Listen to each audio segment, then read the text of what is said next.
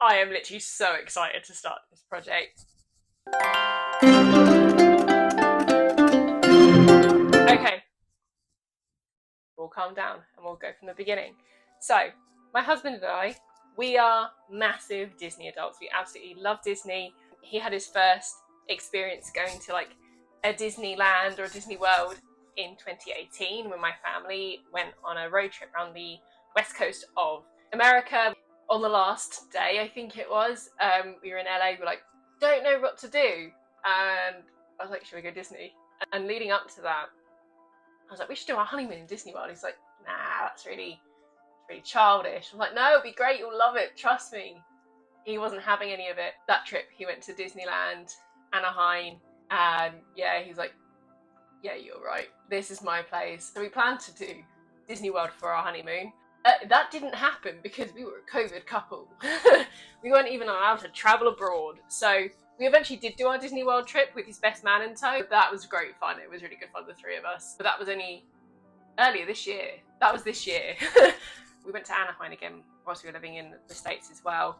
We went Labor Day weekend, Saturday. It was obviously the start of the Halloween extravaganza that they have. Yeah, I was so excited by the prospect of being in Disney during the Halloween period, even though it was right at the beginning of September.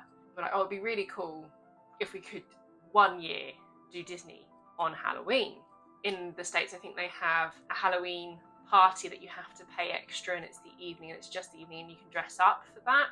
Well, in Europe, we have Disneyland Paris, and they don't have the party. However, on Halloween day itself, anyone, no matter what age you are, can dress up, and you can dress up as Disney characters. So obviously we're going to do that. One of the issues is my husband is a teacher, so we can't go on vacation whenever we like. So we had to wait for a year that Halloween happens to fall within what we call half-term week here in the UK. And we didn't realise it'd be right this year. So this year we can do it. And we were like, oh, we can't miss out. We've got to do this while we can. So yeah, it's booked. And I'm so excited. So I have wanted to do this dress before even the Halloween at Disney came into my mind, but now this is the reason to do it. And I've had this idea in my head for literally the longest time. I nearly did it in the States, but it would have taken pretty much a whole suitcase to get this back. And when you're moving your entire lives, you can't afford that space. I am making a transformation dress, which means it's one costume on the outside and then it can transform into another costume. And I'm obviously going to do Cinderella. I'm going to clarify a few things now. It is not going to be screen accurate, because whilst you can dress up as characters on Halloween, you still have to follow their certain rules. Like, you can't have gowns that touch the floor. You can't have trains or cape. Capes might be a bit grey. It's also not going to be as big. I should actually clarify, I'm aiming for the 2015 live action remake. One, I've just got more ideas at how I can fit the blue dress underneath the pink dress for that. I absolutely loved the costume designing, because obviously that blue dress that Lily wears is absolutely huge. That's not going to fit under the pink dress. So I have some ideas about how to make the silhouette change from more straight to more princess. This video is going to be way too long, so I am actually splitting it into two. So part one, which I'm filming now, is going to be that blue dress. That's the easy bit. I'm actually going to make a full-on corset, but that's technically the easy bit because that's almost like a normal dress, but I am actually going to make it a skirt and a corset. The mechanics and the pink side of things actually needs the blue dress to be done first. It's Paris in October, so it might be cold. So one of the things I've bought, and it is included in my cost, is I've bought a nude coloured long sleeve high neck ice figure skating leotard to wear underneath it to try and stay warmer. I am going to do the crisscross corsetry, that was a mouthful, on the back, because I would like the opportunity to wear this on my bare skin one day. I want that adjustability. The last thing I should say, I've already said it's in 2 parts. I'm not going to show you part 2 until November. The reason being, I really would love to film that reveal in front of the castle. It is my first ever corset. I have done boning before in dresses and stuff, so I'm not completely new to the concept. And I'm not designing my own corset either. I'm not doing the cosplay, wrap yourself in cling film and tape. Sorry to disappoint. There was actually a PDF pattern on Etsy that you could buy. It's called the Lily pattern. I'll check out what the store is and link it below. Or show you fabric. I'm not going to actually use the lacy bit, but these butterflies, they just seemed absolutely perfect to do the ruffle with the butterflies on. She has like a couple of yellow and a couple of pink in there, I think. I need to rewatch it, but there's definitely yellow. I may buy another, but that was from eBay. Then from Minerva. Minerva are actually a brilliant regular UK fabric shop online. I really like them. It's a costume. This is not the best quality fabric, so this is a polyester satin in turquoise, picked by Daniel. Thank you, Daniel. And I've got 7 meters of that. This is going to be the corset and the underlayer of the skirt. I think I said I was going to do 3 layers. Yeah, this is going to be the base, and it's going to be a full circle skirt, and then the overskirt and the ruffle bit is going to be out of a crystal organza. I have never used crystal organza before. I'm quite scared because I hear it's an absolute nightmare. This was actually the first fabric I bought out of the lot, and I got this from Rainbow Fabric again, so £1.99 a metre. This is actually kind of what set which colour tone I was going to go for, because some people do it a bit more royal. For me, this looks quite the right colour. This doesn't look so right, but they do tone. I do have offcuts of boning for different thicknesses. Oh, that one's quite long. This should be usable. I do have loads of eyelets. I think I'm going to use the little silver ones. These are tiny eyelets, but I quite like the look of really small eyelets. If you do eyelets, if you do corsets a lot, the crocodile, seriously, this makes it so easy. Okay, I'm going to stop filming. I'm going to go cut that out off camera because that's not interesting, and then I'll bring you back to the fabric.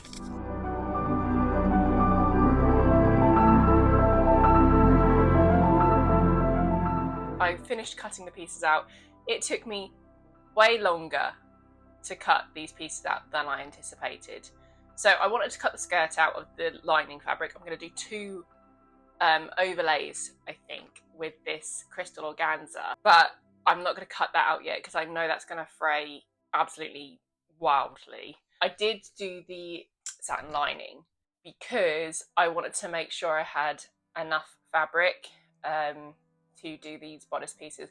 Turns out I had plenty. I've got a huge offcut again. So the pattern for the bodice is actually 3 layers.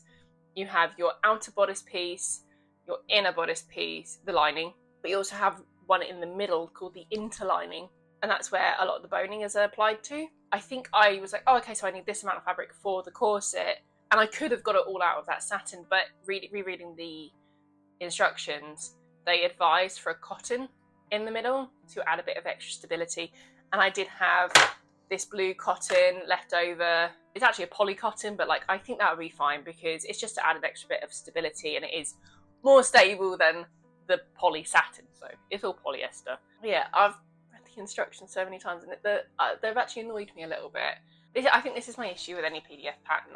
The instructions aren't intuitive. There's like 31 steps. There's not. Like, because a couple of them are like, find out where the boning channels are. Okay, next step, sew the boning channels. It's like, that's 1 step. Why are you dividing it into 2? That doesn't really make sense. When you're starting to sew, one of the first things is flat line or interline. They're the same kind of thing. That's where you've got your interlining layer and your front layer, and you're going to stitch them together around the edge, and then you can treat them as 1 piece. That's to add a bit of that stability. Then it says, devise where the boning channels are. Attach the boning channels to this interlayer. And then again it says interline. Like, yeah, but you've already told me to do that. So you really do need to read ahead. But I think we can manage. Now, I couldn't find twill tape. Instead I got grosgrain. Yeah, that's that word again. It is grosgrain. Grosgrain ribbon. It's very similar to twill. It's not the same, but this will be strong enough for the boning channels. You can actually make boning channels out of the material, but you are risking it a little bit more with the boning poking through. There were some things I couldn't get, so I don't have enough boning with all my offcuts. Surprise! So I need to, I think, probably order some. I'm going to see how far I get first and then work out how much I actually need to order. First step, add the boning channels to these. And then I think the rest of the boning happens on the seams.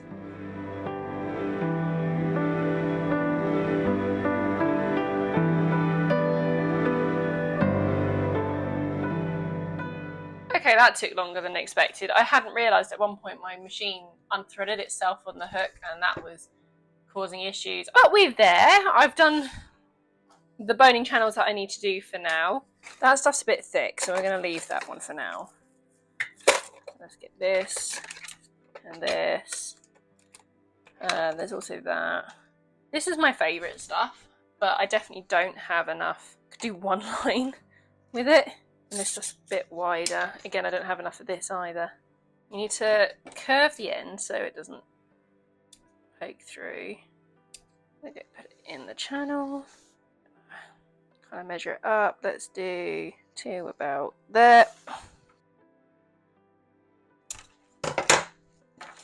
And then, because I want this to be even, I'm fine with it having different types of boning in, but you want the set, like, it to be symmetrical. Now, I know people are like, oh, you're meant to like heat these and flatten them beforehand. I honestly just end up putting this under a stack of books. It works fine.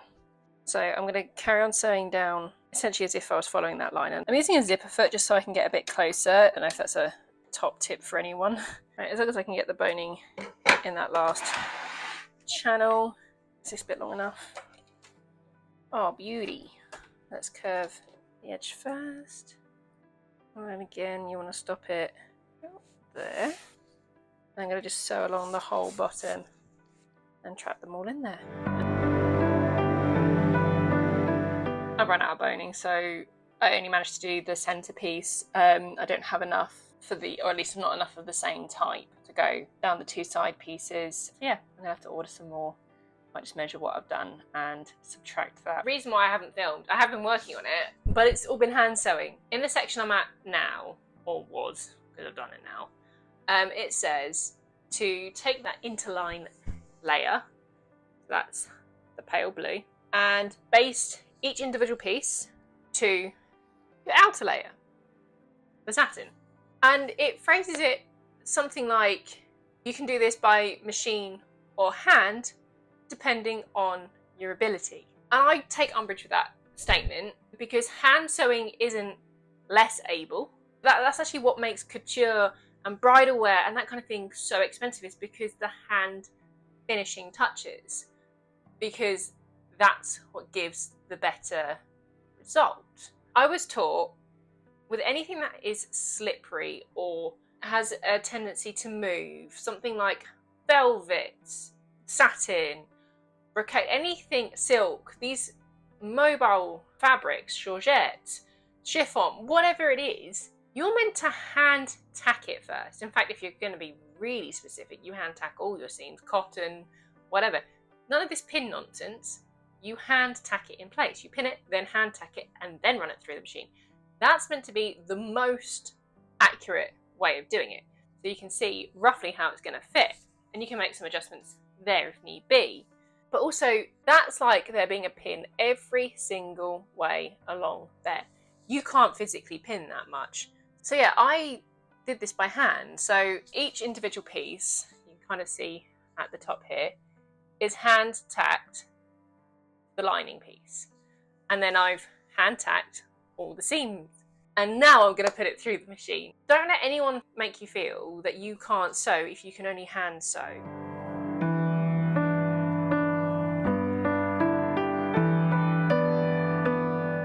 I have now properly stitched together the outer piece, which is interlined, and then the lining, again, all properly stitched. And then those tacking stitches I have removed because I want to be able to now split the seam and iron them for that really professional, crisp look.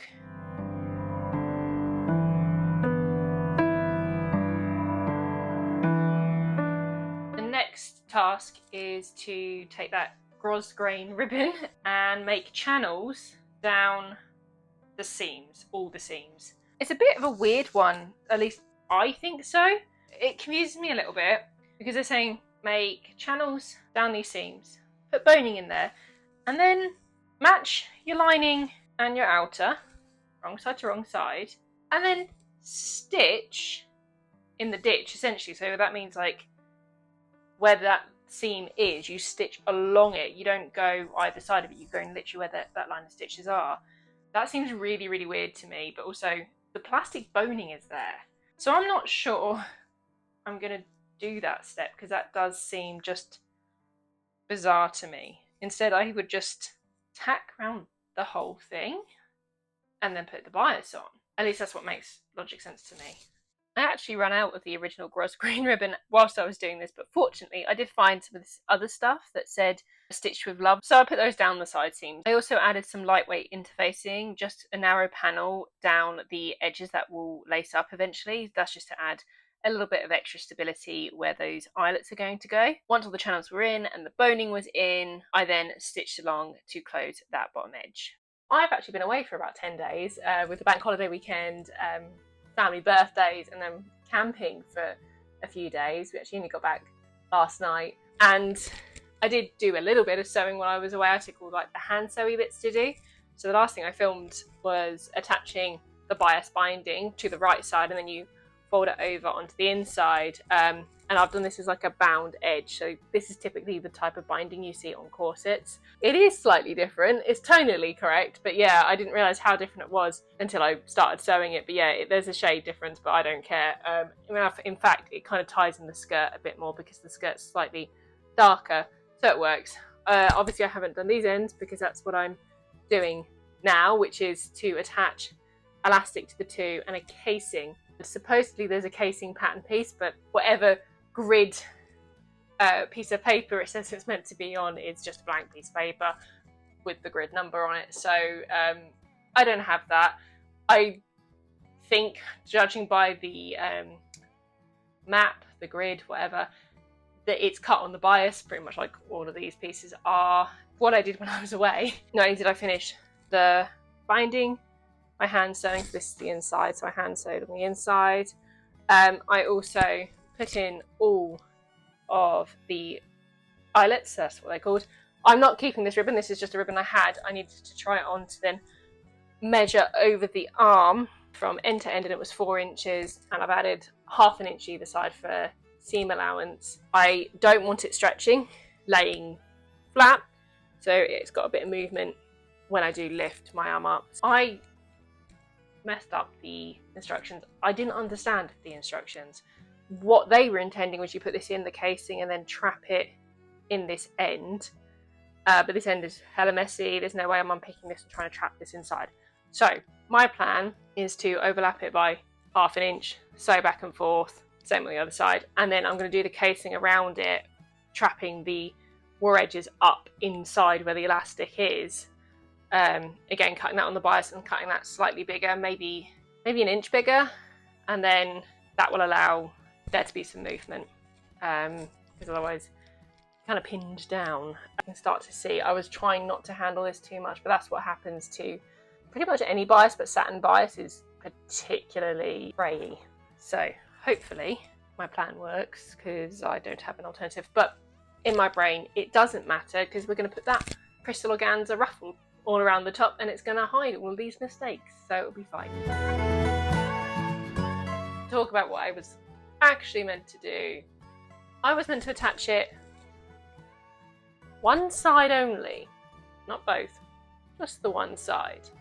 Make the tube, put it on, so put it inside out, then attach the other side, and then I could, unpick, make tubes. So the tube's on the front, inside out, like that. So tube's on, turn right side through, or like pull through, so they're encasing it. So the elastic onto this bit, then hand stitch the whole thing. It's not exactly structurally sound. I'd actually had enough of the bodice for the time being, so I moved on to making that base layer circle skirt, which is just assembling those 2 half circles together, Frenching it up along those side seams because satin frays. I've done my maths wrong, I think. What you just watched was me folding the fabric in 55-inch lengths.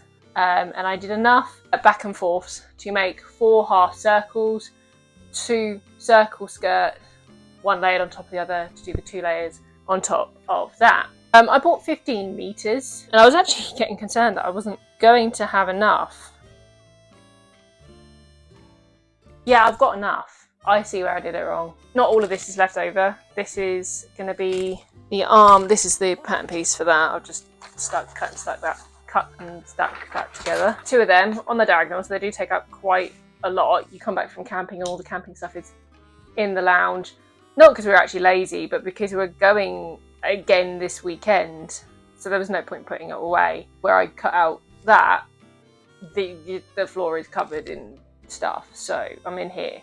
And now with this sofa bed, I don't have much room. Gonna count, gonna cut, gonna count twice, cut once. I forgot to hit record. I switched it to time lapse. I thought I hit record. I didn't check that it was actually recording until I nearly finished cutting out the skirts and realised that my phone screen was black. Never mind. Now you can really see how much left over I have. Obviously this is not all actual leftover because I still need to cut these 2 boys out. Can I do any of them out of these bits as well? I'm intrigued. Bob's not. Because I need to do a diagonal. Oh! Can I? I can. I mean, it's good news for like use of fabric. It means I'm getting more out of the smaller pieces. But that does mean that I really did over order. Yeah, I think it's more like 4 meters. So I didn't need 15 meters. This was Rainbow Fabric dead stock on sale. I did only pay £1.99 a meter. So it's not an expensive mistake. Do your maths properly. Do it twice before you pay for fabric. I will use it. I will find things to use it on. Meanwhile, let's cut that piece. I'll try and actually click record on the next time.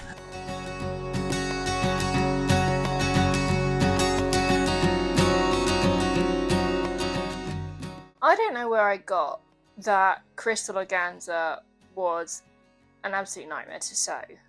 I think it was season 2 of The Great British Sewing Bee, because I distinctly remember someone in the final using this, and I think Patrick made a comment about how difficult it was to manage, and then the contestant didn't even end up using the fabric. Yeah, that was a lot easier than I anticipated. I have now made 2 giant circle skirts. Now I'm going to put the 3 layers together, I suppose, and sew around the top.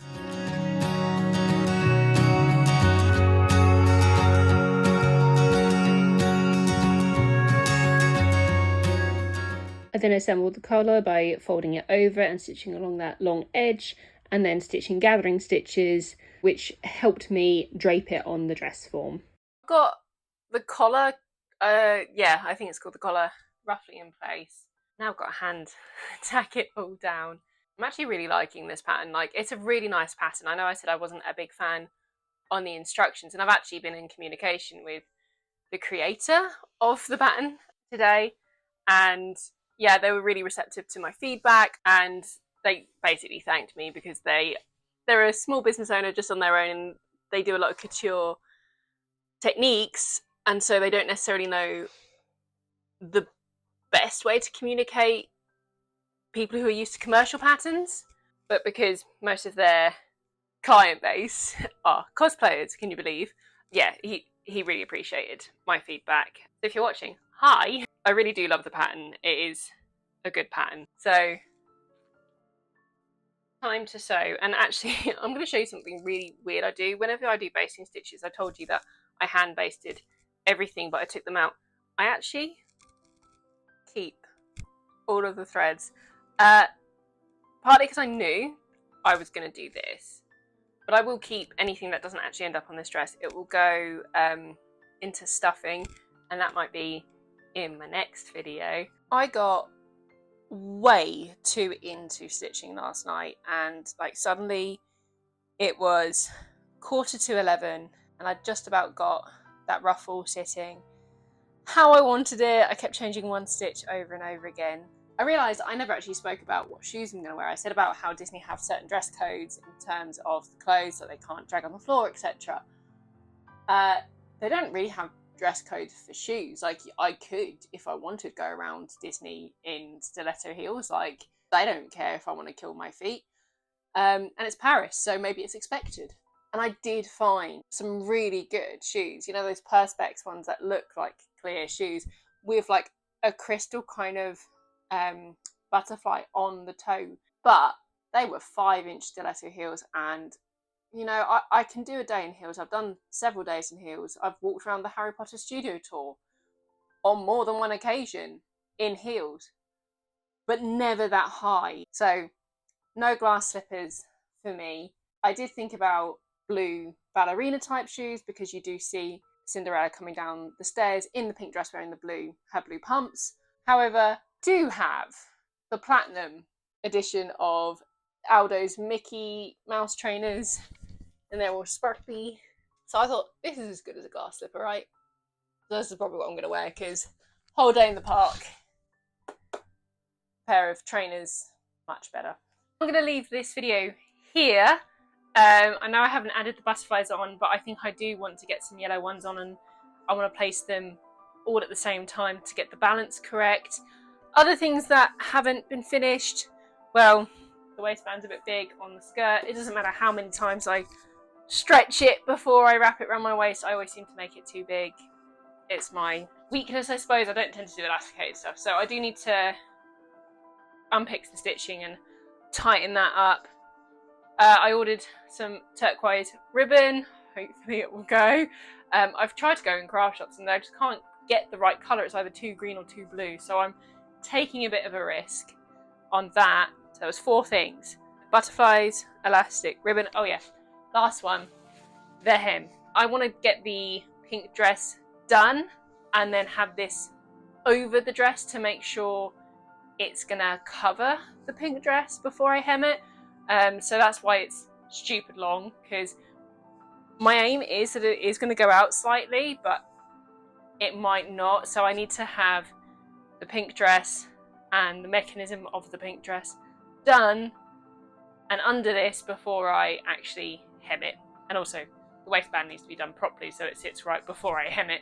So yeah, that's probably more like a sneak peek than a reveal. It feels really weird not having a reveal at the end of the video. If you enjoyed this video, next video is also Disney themed, but it isn't the second part of this, unfortunately. That will be coming in November, and if you want to find out how it goes, join me again and hobby along.